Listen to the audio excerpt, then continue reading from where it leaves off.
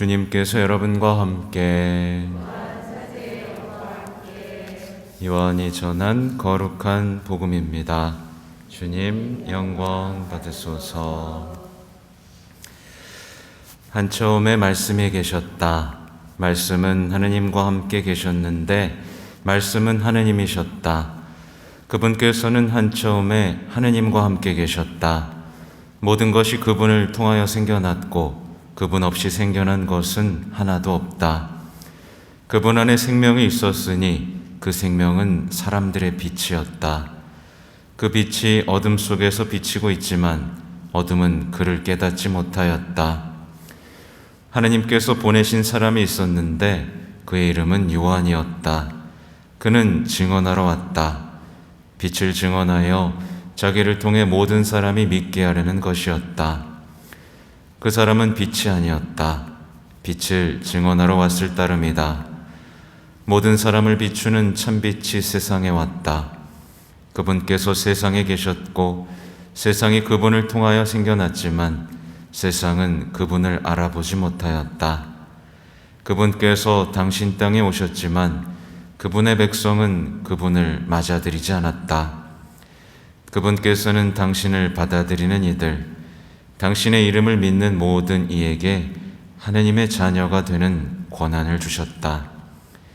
이들은 혈통이나 유교이나 남자의 욕망에서 난 것이 아니라 하느님에게서 난 사람들이다. 말씀이 사람이 되시어 우리 가운데 사셨다. 우리는 그분의 영광을 보았다. 은총과 진리가 충만하신 아버지의 외아드님으로서 지니신 영광을 보았다. 요한은 그분을 증언하여 외쳤다. 그분은 내가 이렇게 말한 분이시다. 내 뒤에 오시는 분은 내가 나기 전부터 계셨기에 나보다 앞서신 분이시다. 그분의 충만함에서 우리 모두 은총에 은총을 받았다. 율법은 모세를 통하여 주어졌지만 은총과 진리는 예수 그리스도를 통하여 왔다.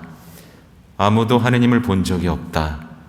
아버지와 가장 가까우신 외아드님, 하느님이신 그분께서 알려주셨다.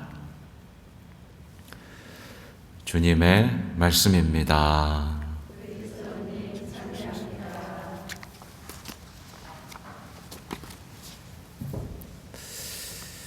기도하는 가정의 해, 주님 저희와 함께 머무소서. 네, 표정 좀 피시고요. 구유 경배는 좀 하셨어요? 네, 구유 경배 하실 때 어떤 뜨거운 기쁨, 또 위로, 즐거움 등과 만나셨을까 모르겠습니다. 오늘 우리에게 온 이 아이는 예수님이죠, 그죠? 말씀이 사람이 되신 우리 하느님입니다. 그래서 이 아기는 과연 우리가 그토록 상상하지 못하는 그 하느님이 어떤 분이신가를 아주 명확하게 드러난 놀라운 사건이었어요.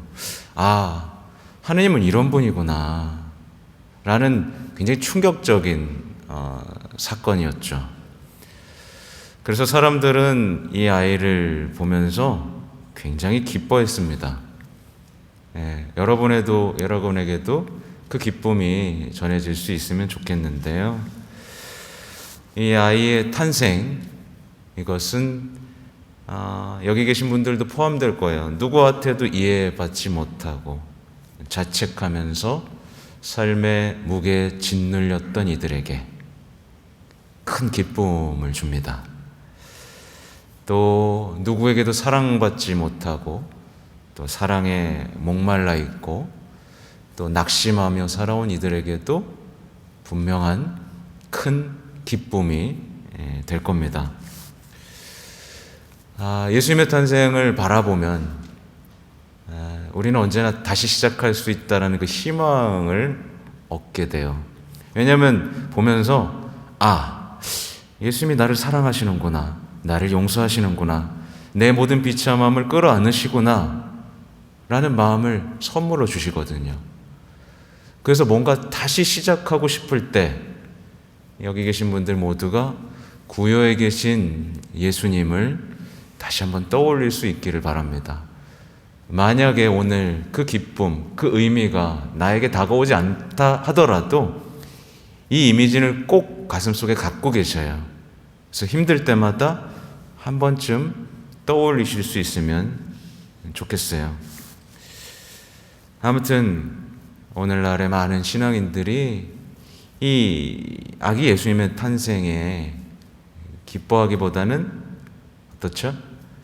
그냥 2000년 전에 벌어진 사건이라고 생각하고 어떤 분들은 의무감에 예수님을 맞이하러 온 분도 있을 거예요. 아, 그래도 성탄인데 성당 나가야지.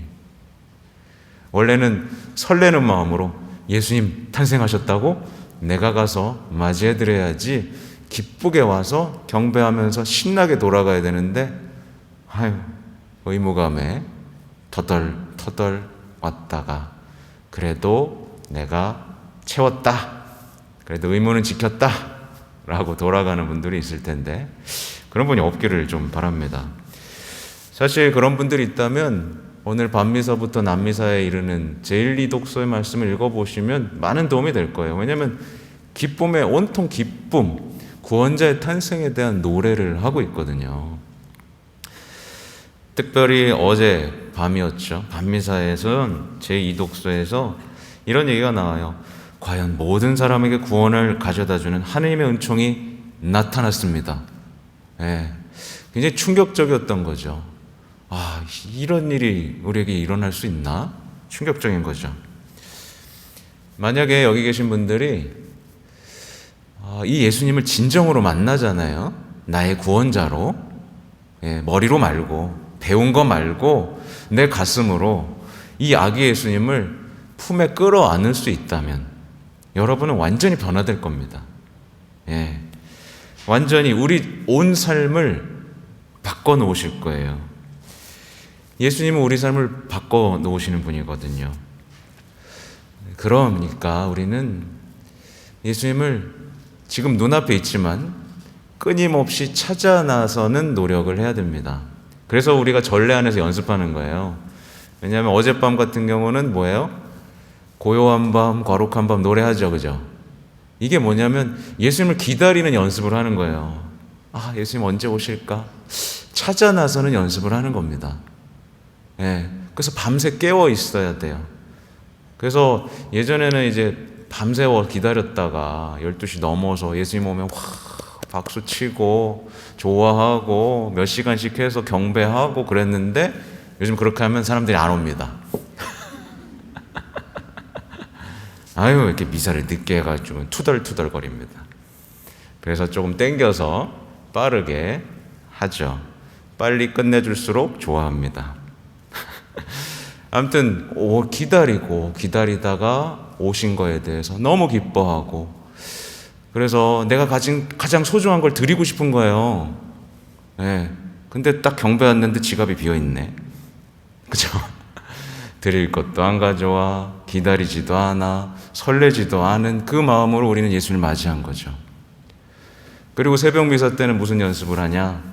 목동들이 예수님을 찾아 나선 그 연습을 하는 거예요. 목동들은 벌판에서 예수님이 구원자가 태어났대라고 하는 소식을 들으니까 막 두려워 떨면서 어디? 내가 한번 보러 가야겠다. 막 찾아가죠. 어딘지도 모르고 찾아갑니다. 우린 성당 정해져 있잖아요. 근데 목동들은 어디서 태어났는지 알지도 못했어요. 근데 무작정 떠나는 겁니다. 어딨지? 내가 봐야 되겠는데? 그게 새벽 미사에서 우리가 연습할 수 있는 것이고 또 오늘 지금 낮미사 밤이 됐죠. 원래 낮에만 해야 됩니다. 이 미사는 미사의 의미를 봤을 때 이 낮미사는 이미 오신 예수님이 과연 어떤 의미가 있는가를 돌아보는 거죠. 근데 오셨지만 알아보지 못한 그 안타까움이 오늘 요한복음에 나오고 있잖아요. 우리 가슴에 어둠을 예수님이 비치고 있는데 이 빛이 비치고 있는지도 모르고 있는 세상, 그리고 우리에 대한 안타까움, 저 이거 읽을 때마다 가슴이 아픕니다. 정말 이렇게 좋은 예수님이 오셨고 또 일생을 사셨고 부활하셨고 이 기쁜 소식이 엄청난데 마치 혼자 메마른 광야 속에서 혼자만 외로워서 그렇게 사는 수많은 현대인들을 볼 때마다 어떻게 하면 이 아기 예수님의 기쁨을 전할 수 있을까라는 생각을 하는데 이걸 세상이 또 다 막아놨죠. 성탄의 상업주의로. 성탄하면 무슨 날이에요? 선물 주고받고 쇼핑하고, 그렇죠? 네온 사인만 반짝반짝 거립니다. 그래서 진짜 하나님을 찾을 수 있는 이 별은 우리가 볼 수 없게 돼버린 거예요. 그죠? 아무튼 우리는요, 이 성탄의 기쁨으로 변화되어야 됩니다. 그래서 이따 미사 끝나고 이 구유 앞에서 밤새 있어도 됩니다. 무릎 꿇고 경배하고 그분을 만나고 돌아가셨으면 좋겠어요. 그냥 가지 마시고. 많은 분들이 구유 경배하라 그래도 어떻게 하는지 아세요? 그냥 나왔다가 고개 이렇게 하고 그냥 갑니다. 멋쩍게 돌아서요. 어색하게. 정말 예수님이 있다라고 생각하고 만났다고 생각하고 그 앞에 꿇어서 성모님을 만져보기도 하고, 그죠? 예수님께 손을 대면서까지 어떤 그런 진실함이 우리에게 필요한 때인 거죠. 아무튼 우리 아기 예수님, 여기는 정말 너무 편하게 계시죠. 전 이렇게 하는 거 사실 별로 안 좋습니다. 너무 호화로운 대접을 받고 계셔요. 이게 아니에요. 이게 아닙니다. 예수님 이렇게 대접받지 않으셨어요. 네? 저는 구유는 초라해야 된다고 생각합니다. 이불도 없어야 된다 생각하고 모자도 없어야 된다고 생각합니다. 그게 본질이에요. 왜냐하면 예수님은 세상에 오셨을 때 아무도 환영해 주지 않았어요. 들어갈 여관조차 없었습니다. 그래서 마국간에서 그 말밥통 위에 놓일 수밖에 없었던 존재죠. 그러니까 예수님은 쉴 곳이 없었어요. 환영받지 못했고 버림받고 쫓겨난 분입니다. 그 모습을 보여주면서 우리가 이토록 예수님을 쫓아냈구나라는 걸 느껴야 됩니다. 예쁘면 안 돼요. 참고하시기 바랍니다. 근데 이 비참한 아기의 모습은 우리에게 굉장한 의미가 돼요. 왜냐하면 예수님과 같이 버림받고 쫓겨나고 환영받지 못한 그 삶을 사는 우리에 대한 진정한 사랑을 드러내는 거거든요. 말하자면 여기 계신 분들 많이 느끼실 거예요. 쉴 곳 없다. 가족들에게조차 쉬지 못하는 내 마음. 예수님은 알아주시는 겁니다. 나도 그랬다. 아무에게도 환영받지 못한 메마른 마음. 나도 안다. 버림받고 쫓겨난 기분으로 사는 수많은 사람들에게 나도 그렇다.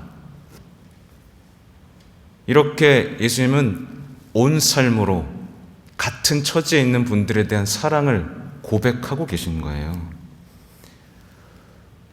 여기서 그래서 위로를 받으셔야 됩니다. 십자가도 마찬가지예요. 이 삶은 십자가에 이어지기까지 끈질기게 이어집니다. 머리 기댈 곳 없지, 그렇죠? 십자가 위에 매달려서 버림받았죠, 쫓겨났죠.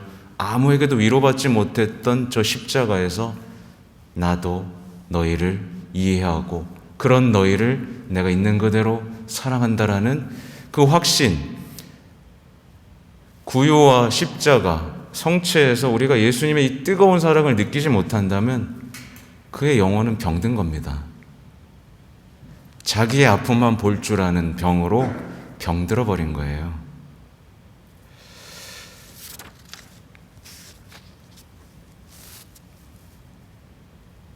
예수님이 이 세상에 왔을 때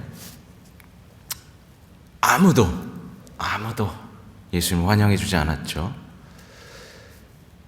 여기 있던 말과 소만 환영해 줬습니다. 우리가 그래서 예수님을 등한시하는 건 소나 말도 못한 건데 너무 안타까웠던지 천사들이 목자를 찾아갑니다. 근데 목자들은 그 당시 사람들에게 굉장히 무시받던 죄인 취급받던 사람들이죠. 계명을 지킬 수나 있었겠어요, 거기서? 근데 그들을 찾아가서 구원자가 탄생했다는 소식을 전하는 거예요. 그게 어젯밤에 있던 복음입니다. 그랬더니 이 목자들은 두려워서 떱니다. 말하자면 여기서 우리가 느낄 수 있는 건 성탄의 이 기쁨은 두려움하고 같이 온다는 뜻이에요. 두려움과 같이. 만약에 여기 계신 분들이 이 예수님을 보면서 기뻐하면서 두려워하지 못한다면 우리는 아직 성탄의 기쁨을 모르는 거예요. 왜 두려워해야 하느냐? 이 예수님이 나를 어떻게 바꿀 줄 모르니까 두려운 겁니다. 이 예수님이라는 탄생이 내 인생을 어떻게 바꿔놓을지 모르니까 두려운 겁니다. 그러면서도 기쁜 겁니다.